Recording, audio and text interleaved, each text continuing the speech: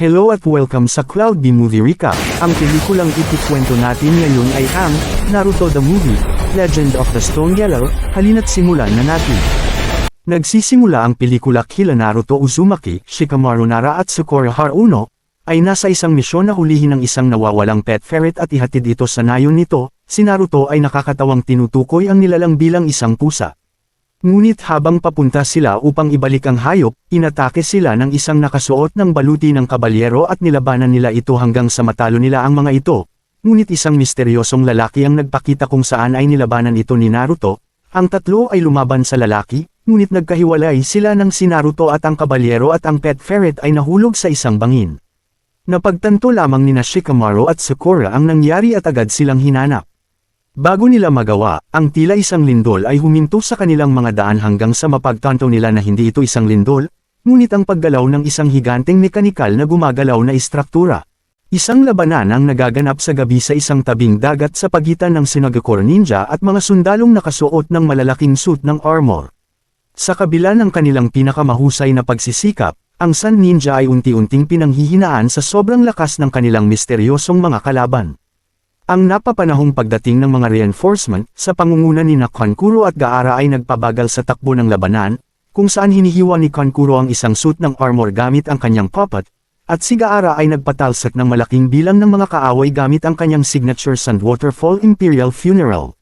Gayunpaman, nang utusan ni Gaara ang Sun Nin na magpailaw ng kalangitan sa mga umuurong na kaaway, isang malaking barkong pandigma ang nakita nila, na may sariling arsenal ng mabibigat na sandata, na labis na ikinagulat at pagkamausisa ng Sun Shinobi sa hitsura nito. Pagkatapos ay nagpaputok ang barko gamit ang mga kanyon nito, at halos hindi nagawang protektahan ng Sun Armor ni Gaara ang kanyang mga kasama habang ang mga artillery na shell nito ay walang humpay ang pagtama sa dalampasigan. Nagising si Naruto nang makitang nakabenda ang kanyang sarili, pati na rin sa tabi ng isang hindi kilalang lalaki na parehong sugatan. Sila ay dinala ng isang napakapayapang caravan ng mga nomad na nagmamay-ari ng ilang dayuhang hayop, kabilang ang mga ostrich at rhino. Isang matandang lalaki ang nagpatuloy upang ipaalam kay Naruto na sila talaga ang nayon na umupo ng Leaf Ninja upang ibalik ang kanilang alagang ferret, na pinangalan ng Nereggy. Ang ferret ay tila may malaking interes din sa hindi kilalang lalaki, na labis na nawala ng pag-asa ang matanda. Habang nagpapagaling, tila may flashback na panaginip ang lalaki na naglalarawan sa nangyari sa kanya noong bata pa siya. Ang kanyang tahanan ay sinalakay at nawasak habang siya ay nagtatago, na tila nag-iisang buhay sa kanilang pamilya. Muntik na siyang matagpuan, ngunit sa huling sandali ay naligtas siya at nabubuhay. Ipinaliwanag ni Kahiko at ng kanyang apo na si Emina kay Naruto kung paano nagkaroon ng bansa ang kanilang angkan, ngunit ito ay nawasak matagal na ang nakalipas ng isang uri ng sakuna, at ang Nereggy ay patunay nito. Sinasabi rin nila sa kanya kung paano mas matanda si Nereggy kaysa sa nakatatanda sa angkan, na inaalagaan ng angkan sa mga henerasyon. Habang naghahanap si Naruto ng paliwanag mula kay Temujin, tinanong lang ng kabalyero si Naruto tungkol sa kanyang kakaibang kapangyarihan, iyon talaga ang kanyang chakra. Lumilitaw na hindi alam ni Temujin kung ano ang chakra, kahit na maaari niyang gamitin ang katulad na kapangyarihan niya. Sinabi lang sa kanya ni Temujin na naroon siya upang bumuo ng isang utopia, pagkatapos ay nagpatuloy upang imbitahan si Naruto na sumama sa kanya. Agad na tumanggi si Naruto, dahil hindi niya alam ang sinasabi ni Temujin. Matapos ipagsapalaran ang kanyang mga pinsala upang iligtas ang isa sa mga anak ng caravan mula sa pagkahulog mula sa isang puno, sinabi ni Temujin na ang kanyang utang ay bayad na kaya patuloy na umalis siya. Samantala, pinasok ni Shikamaru ang mekanikal na istruktura at nahanap ang tila isang lab na may mga bata sa mga kapsula. Napansin niya ang dalawang babae na sina Kamira at Ranka, na may katulad na baluti sa suot ni Temujin, na nagpapatakbo ng isang makina na gumagawa ng malalaking sundalo mula noon. Pinag-usapan ng dalawa ang Yellowstone, isang bagay na hindi pa naririnig ni Shikamaru. Muntik na siyang mahuli, ngunit nakatakas sa huling sandali. Natuklasan ni Naruto na si Temujin ay nawawala at pinuntahan siya ni Kahiko na sinasabi na nawala muli si Nereggy. Dahil ang misyon niya ay ihatid ang alagang hayop sa nayong pinupuntahan ng grupo, kailangan pa niyang tapusin ito. Sinasabi pa nga ng clan elder na dapat ay kinuha na lang niya ang Sun Ninja. Samantala, si Sakura ay nakatagpo ng isang inabandunang apoy sa kampo at nahanap ang daan ng caravan. Hinanap muli ni Naruto si Temujin, na kasama si Nereggy. Sa wakas ay ibinunyag ni Temujin ang kanyang pangalan, nang makita nila ang kanilang mga sarili sa harap ng malaking sisidlan mula noon. Pumasok sila sa loob, ipinapakita ang istruktura na napaka-advance sa teknolohiya, at isang uri ng European-like cathedral, sa loob nito. Doon, ipinakilala ni Temujin si Naruto sa kanyang amo, si Heido. Nakasuot ng tila damit ng mga obispo, nagpatuloy si Heido sa detalye tungkol sa kanilang mga layunin, at muling ipinabot ang imbitasyon na sumali sa kanila. Sinabi ni Naruto na hindi siya maaaring sumali sa kanila dahil siya ay magiging Hokage, ngunit masaya siya sa ninanais na kapayapaan na hangarin nila. Lumitaw si Nerugi sa balikat ni Temujin, na agad na nagpapakita ng hindi pagkagusto kay Heido. Nagsimulang mag-isip si Heido nang banggitin nila ang isang caravan. Umalis sila nang sabihin sa kanila ng isang overhead na anunsyo na ang fleet na ipinadala sa Land of Wind ay nawasak na. Tumungo sina Temujin at Naruto upang hanapin ang barko na sumalakay sa Sand Ninja, at natagpuan nila ito na wasak na, ilang bahaging metal ay nagkalat sa buhangin. Sa sandaling imbestigahan nila ang barko, natuklasan ni Naruto ang mga batang walang malay sa loob ng kapsula. Agad na inatake ni Kankuro si Temujin, na nagpapaliwanag kung paano inatake ng barko ang mga nayon ng Land of Wind. Humihingi ng paliwanag si Naruto, ngunit ang tanging maisasagot ni Temujin ay mga marangal na sakripisyo para sa kabutihan ng lahat. Bago sila makipaglaban, naantala sila ni Kamira at Ranka, na kinalaban ni Kankuro at Gaara. Gumagamit si Kamira ng uri ng mind control na tila Genjutsu. Samantala, binago ni Ranka ang sarili, na naging dahilan upang magkaroon siya ng maraming katangiang tulad ng gorilla, pati na rin ang malalaking pag-atake ng kidlat. Pagkatapos ng matinding labanan, nagawa ni Gaara maunawaan ang kidlat ni Ranka para mapatay siya, ngunit nakatakas sila sa pamamagitan ng pagpapalabas ni Ranka ng pakpak tulad ng paniki. Sa panahon ng kaguluhan, si Naruto ay nahiwalay kay Temujin. Lumipat ang pelikula sa caravan na inaatake ng isa sa mga tagasunod ni Heido na kilala bilang Fugay. Matapos sirain ang karamihan sa mga bagon at patayin ang karamihan sa mga hayop, tinanong niya si Kahiko kung nasaan ang batong Gelo. Sa kabutihang palad sina Shikamaru at Sakura, ay nakarating doon, sa pamamagitan ng teknik ni Shikamaru na pahinto niya si Fugay. Nagawa din nilang mapabagsak ang mga sundalo, dahil dito nagalit siya at nagpalit anyo bilang isang lobo at pagkatapos ay tumakas ito. Tinanong ni Shikamaru ang matanda tungkol sa mga batong Gelo, ngunit ayaw niyang magsalita. Nagsimula silang umalis, sinabi na kailangan nilang mahanap ang kanilang kaibigan. Nang tanungin ni Kahiko kung ang kanilang kaibigan ay si Naruto, nalaman nilang kasama nila si Naruto. Humingi ng tulong ang matanda sa dalawa. Sa pamamagitan ng isang serye ng mga flashback, natuklasan na nakilala ni Temujin si Heido pagkatapos masira ang kanyang nayon. Natuklasan din na si Temujin ay talagang may Gelo na bato sa loob ng katawan niya, dahilan upang lumitaw sa kanyang mga mata ang pulang kulay nito. Matapos mabalitaan na ang caravan noon ay may impormasyon, bumalik si Temujin sa upang hanapin ito, ngunit nahuli siya ni Shikamaru. Nagawa ni Naruto na mahanap sina Shikamaru at Sakura, at ang tatlo ay nanatili sa mga taong caravan, na nakatakas at kasalukuyang nagtatago sa isang kuweba. Doon, tinanong nila si Temujin para malaman kung ano ang gusto ni Heido sa batong Gelo. Sinabi ni Kahiko na ang mga bato ay nagdudulot lamang ng pinsala, ngunit pagkatapos ay ipinahayag ni Temujin kung paano siya may bato sa loob niya. Ang matanda ay nagpatuloy sa pagtatanong kay Temujin tungkol sa isang libro at tungkol sa kanilang angkan, na nakalilito kay Temujin.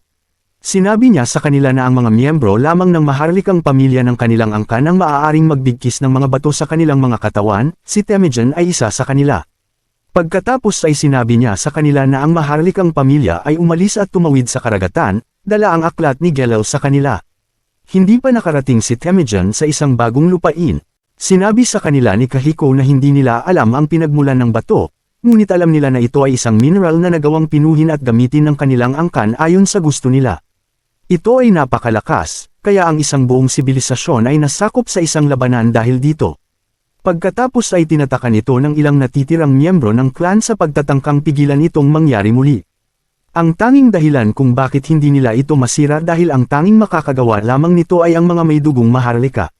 Pagkatapos ng kwento, determinadong sinabi ni Temujin sa kanila na gusto lang niyang makamit ang kanyang pangarap na isang utopia. Madali niyang sinira ang nakatali sa kanya at kinidnap si Kahiko upang dalhin siya sa mga minahan ng Gelo. Hindi nila alam kung nasaan ang mga minahan, ngunit pinangunahan sila ni Nerugi dito. Hinanap ni Temujin at ng matanda ang gumuhong minahan at nagpadala siya ng signal kay Heido ng kanilang lokasyon. Sinubukan ng Leaf Ninja na iligtas si Kahiko, ilang sandali lang ay dumating doon si Heido at ang kanyang tauhan.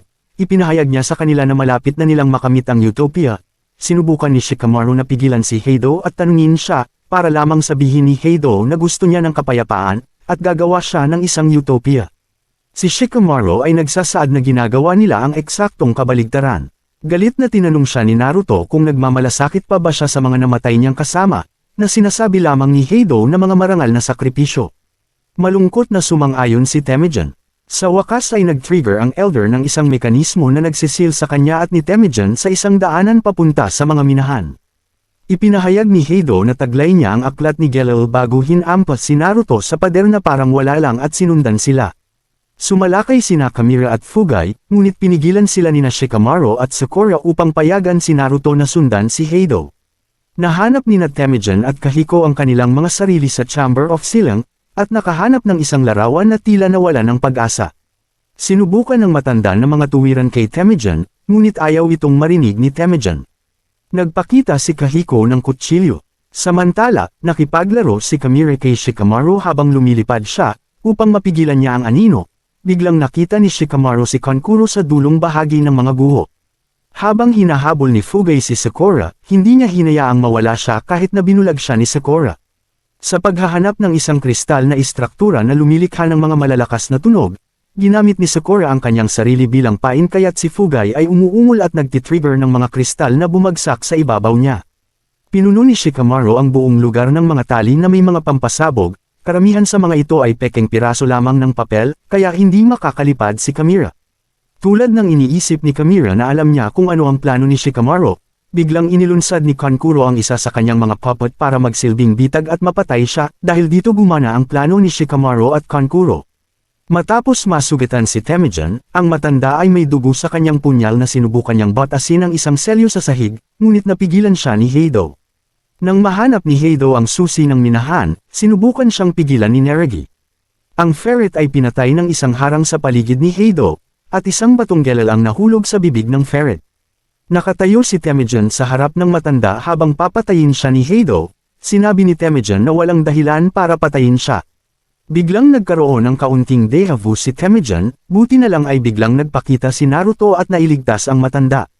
Sinabi ni Heido kay Temujin na patayin silang dalawa, ngunit tumanggi si Temujin sa utos ni Heido. Pagkatapos ay sinabi ni Heido na wala siyang silbi, at walang pinagkaiba sa kanyang mga magulang. Nangyari muli ang deja vu, at sa wakas ay napagtanto ni Temujin na si Heido ang pumatay sa kanyang mga magulang. Nagpatuloy si Heido sa pagpapakita ng tunay niyang uri ng nilalang, pagkatapos ay kinuha si Temujin at kinuha ang batong gelel mula sa kanya. Nakiusap ang matanda kay Naruto na pigilan si Heido. Hinikayat ni Naruto si Temujin na bumangon habang nakikipaglaban siya, hanggang sa gamitin niya ang Rasengan. Ngunit nagawa ni Heido magamit ang gelel na pinagaling ang lahat ng kanyang pinsala sa katawan. Nais pa rin ni Naruto na tulungan siya ni Temujin, at nang tatapusin sila ni Heido ng isang atake, pumunta ang mga peking sundalo at pinuprotektahan silang dalawa. Ang mga kaluluwa ng mga bata ay lumitaw habang ang mga sundalo ay nawasak, at sa wakas ay napagtanto ni Temujin ang kanyang mga maling gawain. Pinagsama ang parehong Rasengan at ang batong gelel, pinamamahalaan ni Temujin at Naruto na patayin si Heido. Umatake si Naruto ng Rasengan sa dalawang kamay nito, hanggang sa tuluyan nilang mapatay si Heido. Ngunit sa proseso ay hindi nila sinasadyang sirain ang susi sa minahan. Ang mga pader ay nagsisimulang gumuho sa paligid nila habang ang minahan ay umiikot sa labas.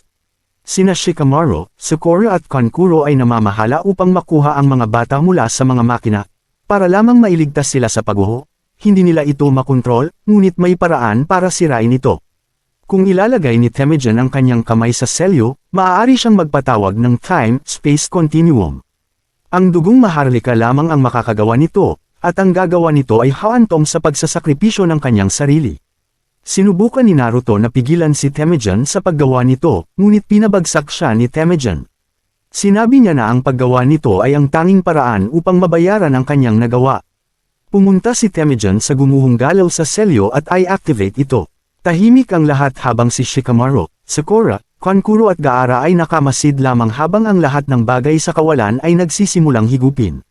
Naalala ni Naruto si Sasuke habang nahaharap siya sa pagkamatay ni Temujin. Habang hinihintay ni Temujin ang kanyang kapalaran, bigla niyang nakita ang kanyang sarili na lumulutang habang ang isang linya ng Naruto clone ay nakadikit sa kanya. Nang sa wakas ay huminto ito, nahanap nila si Kahiko, na nagsasabing mas maganda ang pakiramdam niya kaysa dati at salamat sa gelo. Siya ay masayang nakasamang muli ang isang buhay na Nerugi. Ang mga kaparangan ay naging oasis na ngayon, habang nagising ang lahat ng mga bata. Nagising si Temujin, napagtantong buhay pa siya habang hawak pa rin ni Naruto ang kanyang kamay. Nakita nila ang larawan sa nakaraan, na nagpapakita ng pag-asa sa lahat. Nang maglaon ay nagtipon silang lahat sa karagatan, kung saan nagtitipon si Temujin at ang iba pa at inihanda ang kanilang mga sarili na umalis, pabalik sa lupaing kanilang pinanggalingan. Bumalik na ngayon ang mga mata ni Temujin sa orihinal na maliwanag na berde. Habang sila ay umalis, si Naruto ay nakatayo sa isang bangin at nagbabahagi ng isang tanda kay Temujin, na nangangako sa isa't isa na hindi susuko.